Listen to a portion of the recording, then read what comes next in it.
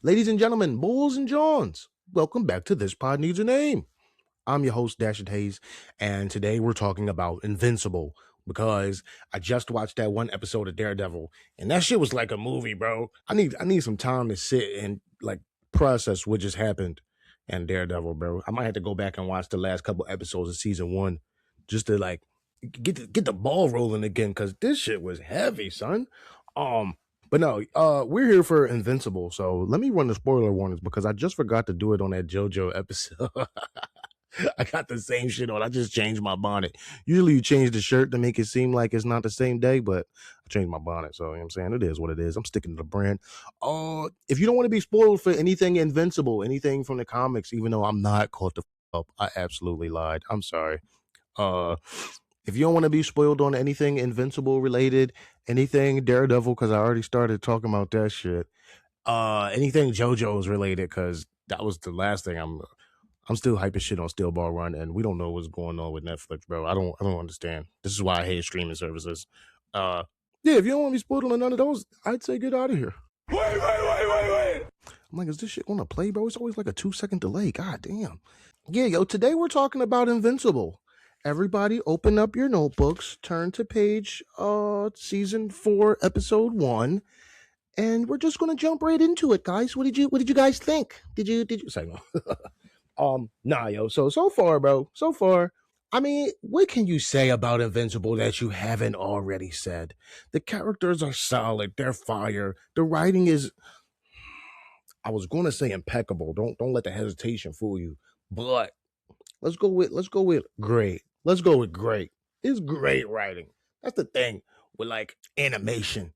You have to have good writing, bro. You can't just rely on hype moments in aura. I'm talking to everybody that was born after like 2005. Fucking bright, flashy colors and shit. Like, you know how like when you watch a show and it's like, oh, this joint is hot, and then like the day continues and you go to sleep at night and you're not thinking about that show again.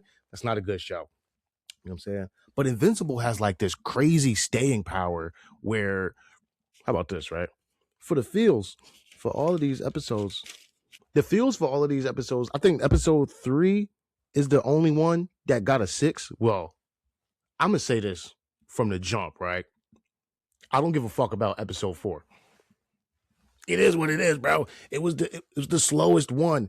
Not to say that I didn't enjoy the storyteller. This nigga Cohort finally got a host. He didn't even need a male's body. He just wanted one, I guess, because he was a guy. I mean, that makes sense, though.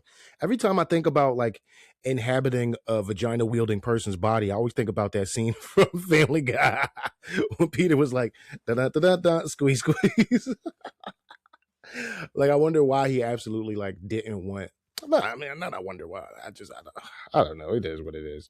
If somebody presented me with the opportunity to inhabit a woman's body for like however long, I don't think I would take that. I wouldn't want to do that. So maybe if I was cursed to live in a tomb for like however many thousands of years and shit, I would probably wait until a guy pulled up too.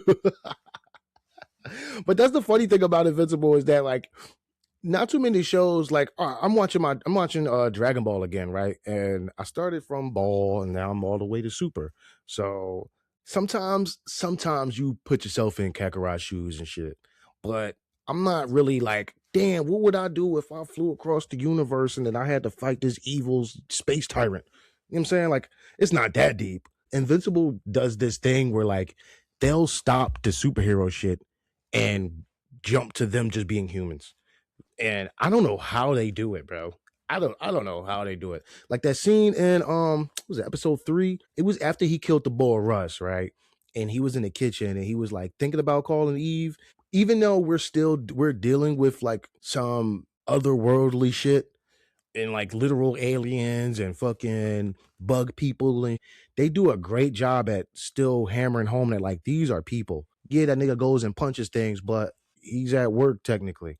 It was the scene on Avatar where Sokka was pretending to be a therapist and he was like, yes, it does feel like we have to save the world sometimes. But his job is to go be a superhero and he's punching fucking dinosaurs and aliens and lady Thors and shit, and but like he's still a guy. You know what I'm saying? My nigga's a college dropout. He about to be a fucking father. His mom is divorced and now she about to move on. So now him and his brother is living in a house with his stepdad and shit. Like that's just regular people shit. So like they do a great job at balancing that. And it's not even a balance. Like the shit'll just stop. Like in that scene where Mark was helping Oliver fight Liu's dragon and shit. Like that's like a perfect example of what I'm talking about. That nigga pulled up and was like, Oliver. And then like a split seconds later, he was like, you want to help me fight this guy? Like, you know what I'm saying? And also, completely unrelated, Oliver has peak little brother energy, bro. That shit was hilarious. That nigga arm was sitting there leaning. This nigga got a gash in his stomach. He like, yo, help. And then his big brother pulled up and he was like, yo, can you help? And he was like, yes. That shit is fire. As a little brother, you do kind of get like a 10% power boost when your older brother is in the room. I don't know how much of a boost the older brother gets when the little brother shows up, or like which stat does that go to? I would love to see my stats. You know what I'm saying? What kind of fighter am I? Am I ranged? Am I a defensive type? What if I'm a healer, bro? I mean, I know healers are like respected and shit and protected, but like it would suck to be a healer. How do we get here, bro? Yeah, the feels got oh no. I did say I was gonna say this, right? I'm not even gonna lie. I feel comfortable with y'all. I could be honest, right? I did I didn't even grade fucking episode 4, bro. I don't give a fuck about that joint. I don't give a fuck. And plus it's right in the middle too, so it's like you can give me a filler. I'm not mad at Invincible, dog. You built up enough goodwill that I'll take some filler. It's still important. Like we're still probably going to see Satan again, which is a hell of a sentence to say. I'm watching 2 shows with a Satan in here, and like they're on the good side. So I'm glad I'm not one of those people that like go on the internet or like watch fake shit and then be like, "Oh, this is real, dog." Like, yeah, the power of friendship is real, but I don't think Satan is down there just like, you know what I'm saying? Like, completely unrelated. Yeah, what is the devil called in other cultures? I mean, yeah, I didn't give a fuck about episode 4, but the world building in this joint is crazy. I just like how every storyline just keeps coming back. Nothing is like dropped forever. And I appreciate that. This nigga's using every ingredient in the cupboard. This shit is fire. I did write down some stuff that I liked about this joint, like just all together. So I'm not just like rambling and shit. I forget what this is called. I'm trying to like do a lot with this pod, and part of it is trying to teach myself about some aspects of film and storytelling. You know what I'm saying? So like lately I've been like looking at shots where they'll keep the camera on. Like it was this one scene in Dragon Ball, right? And this would actually made me start doing it. And it kind of fucked me up. And I keep thinking about it because like why did they do that? It was when Goku died and he was on Snake Way, and before Tien and them died, and they were training and they were running past this car. The car was going like 200 kilometers per hour and shit. And here they come running past the John. They was like, phew, phew, phew, phew. And they left the camera on main man for like 15 seconds, bro. I counted, son. I went back 10 seconds and it was still on him. And I'm like, why the fuck did they do that? Like, he was just a random guy. If you wanted me to you could have left the camera on them or like have the blur last a little longer if you wanted me to really get that. But it didn't do nothing. Like, it didn't do anything. It just wasted time. Yeah, so I've been thinking about that a lot. Yeah, I've just been looking at how certain scenes are shot and where they decide to leave the camera lingering for a couple seconds after the scene might be over and shit. And one thing I noticed in this season, I should go back and watch and see if they did it in the earlier seasons. But they'll like when Eve and Mark was talking in the kitchen, the camera was like over Eve's shoulder, like over her right shoulder, and then when it went to Mark's perspective, it was over his left shoulder. So like they kept that dynamic. I don't know what that shit is called, but that's something that you definitely see in live action shit. That and like those long pauses. I remember when I was watching Dark, and when it got to season 3, that shit got super dramatic. And Martha was like, "Yeah, it's gonna be an apocalypse in your world." A few moments later. And in mine. I'm like, why the fuck was that pause so long? That shit pissed me off every time, yo. Oh man. Still one of the greatest shows ever, though. Definitely go watch Dark. Go watch Dark. Yeah, so I'm saying that to say, I'm saying that to say that watching Invincible feels like I'm watching a movie sometimes, especially those first 3 episodes where they put it out and it's like it's damn near 2 hours of like straight gas. So far, this is like elevated animation, bro. That's the thing I don't like about a lot of these shows that's out nowadays, that like they don't focus on writing at all, bro. It just literally just be hype moments and like power-ups and flashy battles and shit. I think about like I stopped watching Demon Slayer after that. What was that Mugen Train, John? When I was done watching it, all I could think about was like that shit was beautiful. And I can't just carry, you can't just have your art style carry the show, bro. I don't know anybody that I can't keep saying I don't know anybody because that doesn't fucking mean anything. Niggas ain't sticking with JoJo's for the art style. That might be something that attracts you, but you gotta keep me there, bro. I gotta be intrigued enough. The art style isn't enough to keep somebody for however many fucking seasons, bro. In my humblest opinion, I could be wrong, like what you like. I just know that I'm not, if I'm watching the show and all I could think about is the animation or how good the art style is, it's like that means the storytelling is trash. That means I don't give a fuck about your characters. That's not the case with this joint, bro. I remember in season 2 when people were complaining about the animation in Invincible, and like looking back on that, after all the shit that John One Punch Man been through, they pinged Mark a couple times in this John so far in these 4 episodes, and nobody's saying nothing. But that's because the story is so fucking good. Like everything is happening, it's intertwined, and Mark can't be where he's at without Nolan being where he's at, and Debbie being where she at, and Oliver in the mix and shit. Like that's what we're worried about. I'm worried about the characters. So that shows that it's written like great, not impeccable, like I said. It could be. I don't know. I need to get caught up. I'm reading Joe Jolien and Steel Ball Run again. I want to read something new. I got like 3 books that I haven't even opened yet, bro. I'm not even done the Avatar series, man. There's so much shit going on. Um, where was I at? I think I just made a point. I appreciate that they're using all of their catalog with their villains and shit. I forget what Shorty said her name was. The Lady Thor and shit. Beta Ray Thor. Beta Lady Thor. There we go. I'm gonna call her that. That's what we're gonna call the green electric shorty. Beta Lady Thor. I don't know what her actual name is, but I appreciate them using their like catalog, I guess. You know what I'm saying it's like that, like when he had a feature with Spider-Man, but they didn't have Spider-Man, so they used one of their characters and shit. I guess. I don't know. And you know what's crazy? Speaking of art style, I don't even care for the art style of the Invincible comics like that, to be honest. I mean, it's better than anything I can produce. I'm there for the story, son. I wonder how many other comics are like that. You know what else is interesting? Speaking of art style and animation versus writing, that's the main reason why that show Common Side Effects won that whatever the fuck award. Uh Over what was they complaining about? Something didn't win. Some actual anime didn't win. And niggas was like, what the fuck is this show even about? Like, what look at this shit. Like Main Man got like these big head, little body type shits. But Main Man basically found like, well, go watch Common Side Effects. I didn't say I was gonna spoil that, so I'm not gonna draw it on it. But that's another show where the animation is kind of horrible, but still better than anything that I can produce. But the writing is just it's so good to where you're not even worried about that. Like you're invested in the story and you're invested in what Main Man is going to do with this thing that he got. Yeah, go watch Common Side Effects. I think that's a good separation where you know something is written really good, where you don't care about not don't care about, but you know what I'm saying, where certain aspects of the overall show can be put to the wayside. Yeah. Number 3. I like that we got these. I was about to say Thraxons again. I like that we got the Flexons and these Sequels that we just can't get rid of, dog. It's one of those things where the battle of wits is definitely more interesting than straight fisticuffs. Who's stronger is usually like objective.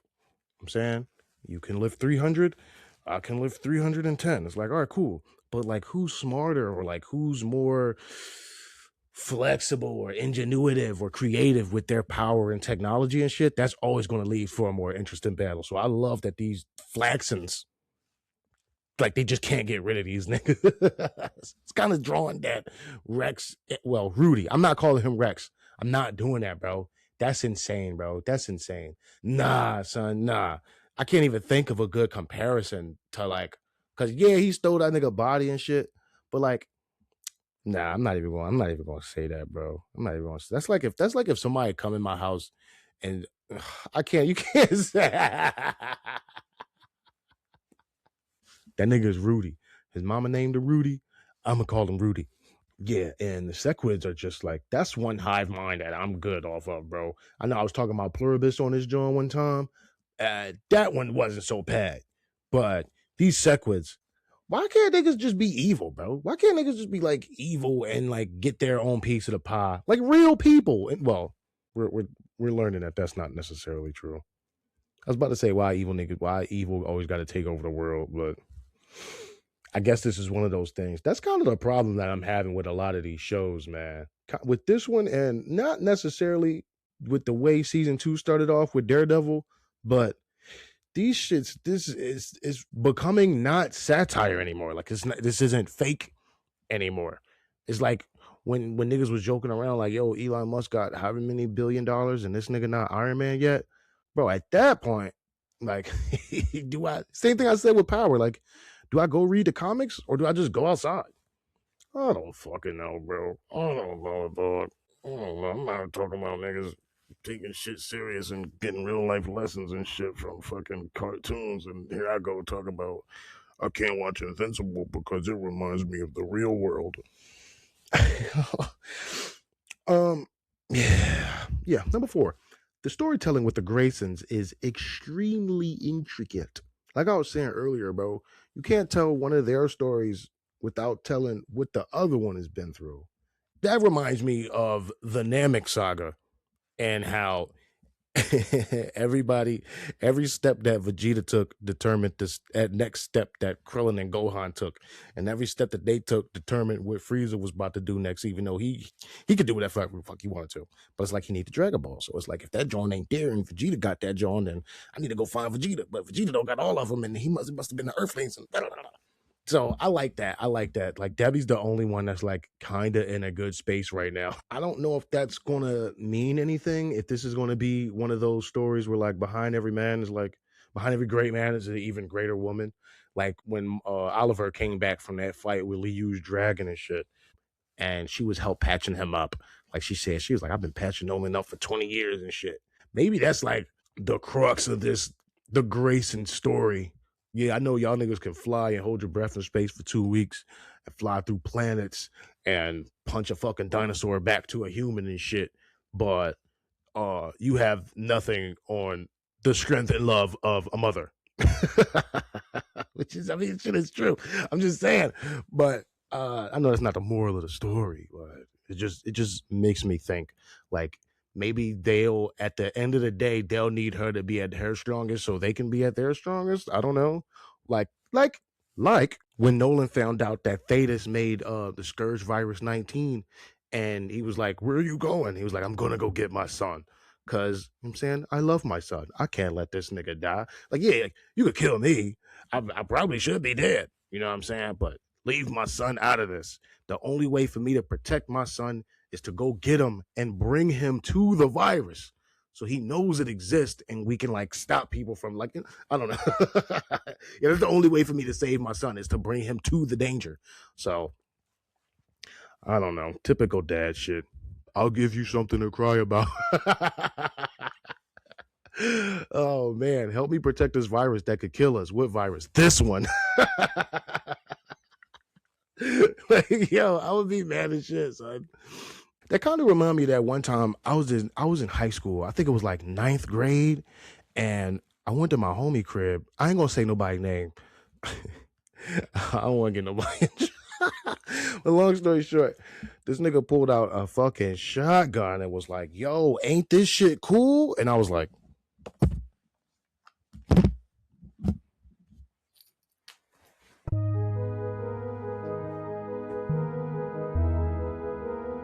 "Don't bring me to the virus, bro. Don't bring me to the danger, dog. Let me decide."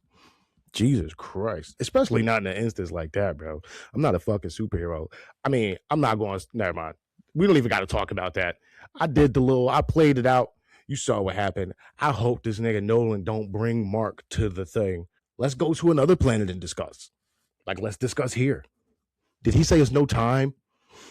Damn, that's the question. Because would you kill Thetis just so you got it? Because they're both kind of unstable right now. But I don't trust the nigga with my life in his hands. I don't even care if we on the same team, bro. That's not, nah. Let me decide. Number 5. After all of that, right? Number 5. Speaking of the intricate storytelling, this show thrives on nuance, bro. Maybe in the big picture, you could say, oh, this guy is right. Like maybe overall, Thetis is right, right? But when you get into the individual stories and histories and all of that shit of the characters that's dealing with the thing, like between Nolan and Thetis is like, who is right? Between Mark and Cecil, it's like every character interaction or relationship, it's hard to choose which one or which side you would take. Again, I don't know why I always got to compare the shows that I'm watching. I'm not necessarily comparing Dragon Ball and Invincible, but when I watch Dragon Ball, Z, Super, all of the, I'm saying Dragon Ball as in the whole franchise. It is rare that I agree with Vegeta. I mean, it's more common that I agree with Goku. I'd rather not start all out than to just keep going out there and getting my ass beat. You know what I'm saying? With Goku, it's like, it's probably easier to let your guard down than for you to think that you could just do everything and now you're just out there wilding for respect and shit. Um, so I don't know. I usually agree with Goku a little bit more than I do with Vegeta. Why did I say that? Oh, yeah.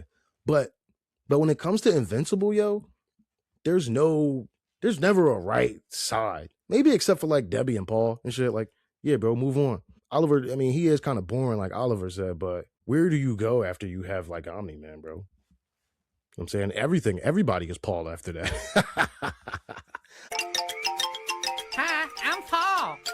Now I gotta find the clip. Hi, I'm Paul. Guardians and Cecil. That begs another question too. I'll probably put a little joint together, but like, who would you rather work for? Cecil, insert last name, or Nick Fury? Cause both of these niggas, like he said, bro, I make the hard call so they don't got to. But that involves putting the fucking chip in the strongest nigga you got ear. And now everybody else don't trust you. But we do good work together. Oh, the planet needs saving. What the fuck are we gonna do? So like there's never a right side to any decision that any of these characters make. Again, bro, that just leads to good writing because we can either do the right thing and then maybe have consequences later, or do the exact thing that we weren't supposed to do and just everything blows up in your face. That's kind of what this story is like. There's no right decision. Even with like the battles, like, do I kill Russ or do I possibly let the dome? Do I possibly let that break? And then we got the whole planet full of sequids.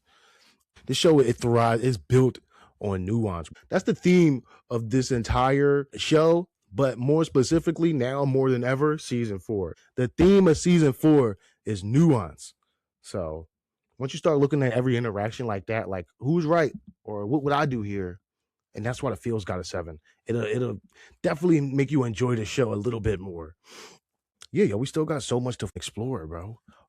Liu and the magical dragon, they're still out there. Like, we already, bro, this nigga Mark already like ran through this nigga head basically, and he survived.